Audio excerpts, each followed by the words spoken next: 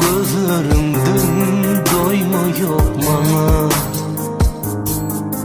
Şirin sözlerinden doyma yok bana. Sevgi, bu sevgi yüreğime doldu, hiç unutmam seni. Sevgi, bu sevgi yüreğime doldu. Sen gittin kim gali aytmana, adına qaytalap qarıştı qaygıymamaydı mı gurlu hanımana taydına. Gittin iyenime biderek halımı ilbelet anımı dil gerek, sana baryan yollarım bari keret. Asmanımın renki karalı, zeminim hem senki yaralı. Soruyan sen kim, cevap vermendim yan duruni.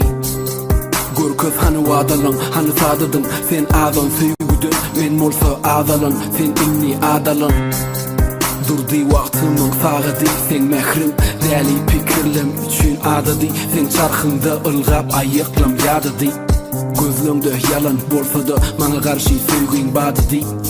Unutman adını. Boşap kalsa da dünyam, yürü unutmaz hiç seni. Hoşqa yatlığın beni.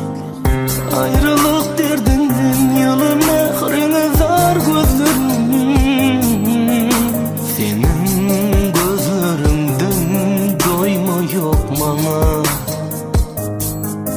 Şirin sözlerinden doyma yok bana. Sevgi, bu sevgi yüreğime doldu, hiç unutmam seni. Sevgi, bu sevgi yüreğime doldu. Hoşgal, sen menki del, men senki del diydin söýge gidey. Dağlar arkamı münni inni sohbi derviş geday men. Birden yiteysem hiç kim duymaz, dağdan iteysem hiç kim tutmaz, otlay tüteysem. Yekecedim kalanını da gerek yekecesen. Yalan eken bu acı söýgi yaman eken. Bu ertekinin kahramanı del eken ikimiz.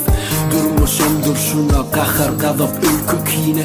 Bu yaktılıkta bağaran kıdine. Kucakla istesen tonku gezek, baktlı ol dime dediğime. Günün batanı yatlığın kete yatanda, benim yeterim yıldız bulup danım atanı. Boşap kalsa da dünyam, yürü unutmaz hiç seni. Hoşqa